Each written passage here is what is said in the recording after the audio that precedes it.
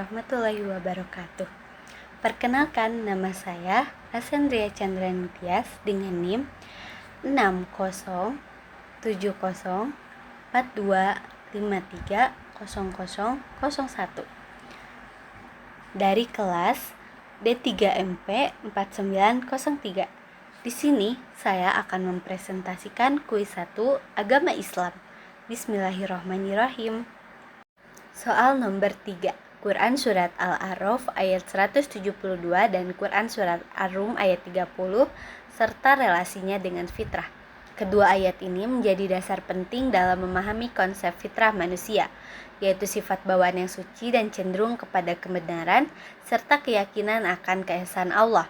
Quran Surat Al-A'raf ayat 172 terjemahannya, dan ingatlah ketika Tuhanmu mengeluarkan dari sulbi tulang belakang anak cucu Adam, keturunan mereka, dan Allah mengambil kesaksian terhadap roh mereka, seraya berfirman, "Bukankah aku ini Tuhanmu?" Mereka menjawab, "Betul, Engkau Tuhan kami. Kami bersaksi, kami lakukan yang demikian itu agar di hari kiamat kamu tidak mengatakan, sesungguhnya ketika itu kami lengah terhadap ini." Inti ayat ini menggambarkan perjanjian primordial atau mitsak di alam roh sebelum manusia lahir. Relasi dengan fitrahnya, perjanjian ini menunjukkan bahwa keyakinan akan keesaan Allah atau tauhid merupakan bagian dari fitrah manusia. Sebelum manusia lahir, mereka sudah mengakui Sang Pencipta. Pengakuan ini membuktikan bahwa naluri mengenai Tuhan adalah bagian dari pembuatan manusia. Quran Surat Ar-Rum ayat 30, terjemahannya, "Maka hadapkanlah wajahmu dengan lurus kepada agama Islam, sesuai fitrah Allah disebabkan Dia telah menciptakan manusia menurut fitrah itu. Tidak ada perubahan pada ciptaan Allah, itulah agama yang lurus, tetapi kebanyakan manusia tidak mengetahui." Inti ayat ini memberi perintah untuk tetap berpegang pada agama yang lurus dan menjaga fitrah Allah. Relasi dengan fitrahnya, ayat ini mendorong manusia untuk menjaga dan menjalankan fitrah tauhid yang sudah ada sejak awal. Di sini fitrah dimaknai sebagai agama yang benar, yaitu Islam dan ketentuan Allah yang tidak bisa diubah. Hadis Nabi Muhammad SAW juga mendukung. Setiap anak lahir dalam keadaan fitrah, lalu kedua orang tuanya menjadikannya Yahudi, Nasrani, atau Majusi. Soal nomor 4. Bentuk-bentuk hidayah Allah kepada manusia serta relasinya dengan ungkapan, "Saya belum mendapatkan hidayah." Hidayah dibagi menjadi beberapa jenis. 1. Hidayah gariziyah atau instingtif, dorongan alami yang muncul tanpa disadari. Diberikan kepada semua makhluk, seperti bayi menangis atau menyusu. 2. Hidayah hissiyah atau indrawi, petunjuk yang didapat melalui indera seperti mata, melihat, atau telinga mendengar. 3. Hidayah akliyah atau intelektual, petunjuk melalui pemikiran, membantu memahami kekuasaan Allah dan kebenaran tentang alam semesta. 4.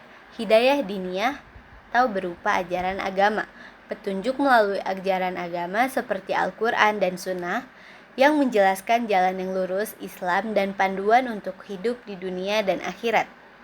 Orang yang mengucapkan "saya belum mendapatkan hidayah" mungkin sudah memiliki pengetahuan tentang kebenaran, tapi masih belum diberi taufik untuk mengamalkannya, karena belum menunjukkan tekad dan usaha maksimal. Dalam Quran Surat An-Nahl ayat 36, Allah memberikan petunjuk kepada manusia, tapi ada yang memilih jalan yang kesesatan daripada jalan yang benar. Soal nomor 5. Sikap seorang muslim terhadap takdir. Sikap seorang muslim terhadap takdir yang mencakup qada dan qadar termasuk dalam keenam rukun iman.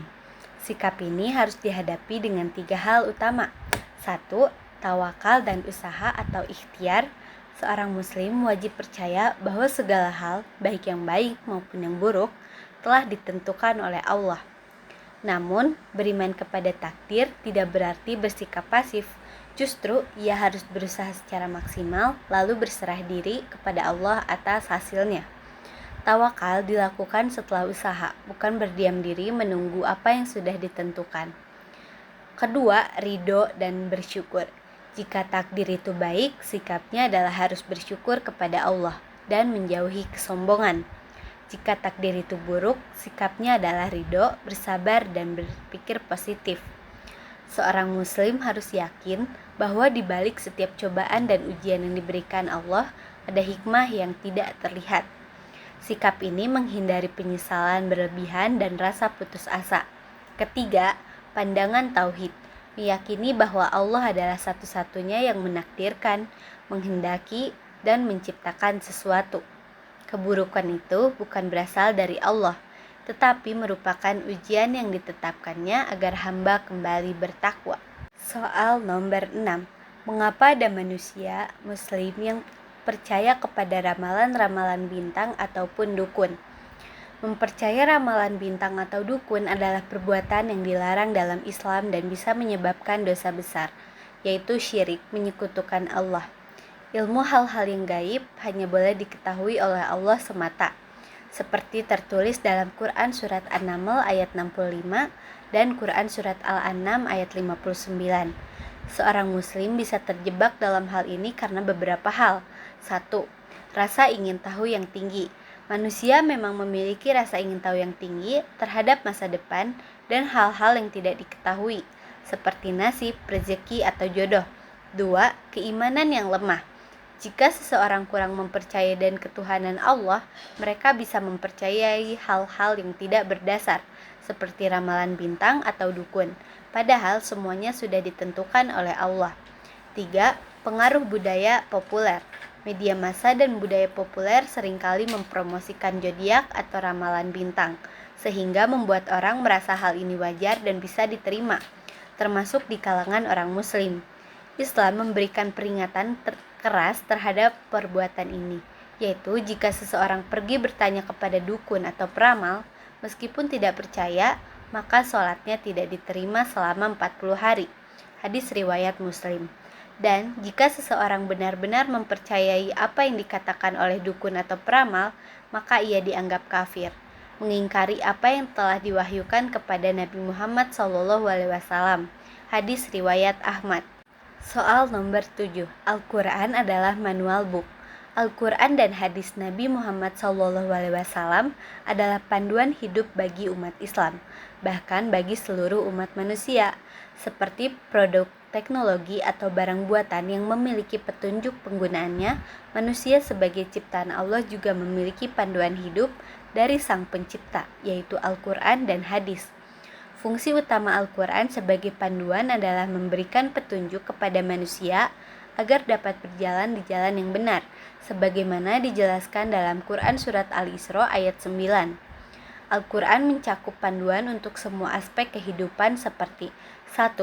Teologi dan ibadah, mengenai keyakinan yang benar dan cara beribadah. 2. Etika dan moral, prinsip-prinsip tentang keadilan, kejujuran, dan kasih sayang. 3.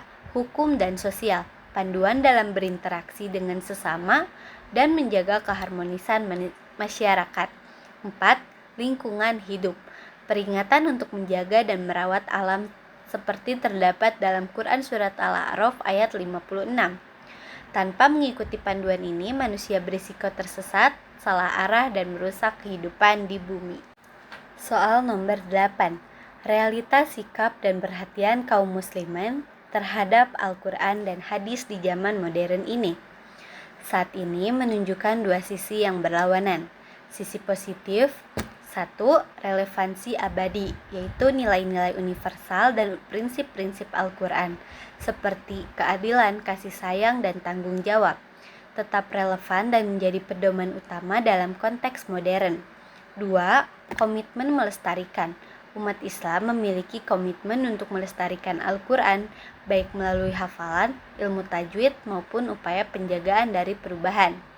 Sisi negatif, 1. Mengabaikan, yaitu sebagian besar umat Islam disibukkan oleh perkara dunia, sehingga lalai dalam berinteraksi dengan Al-Quran.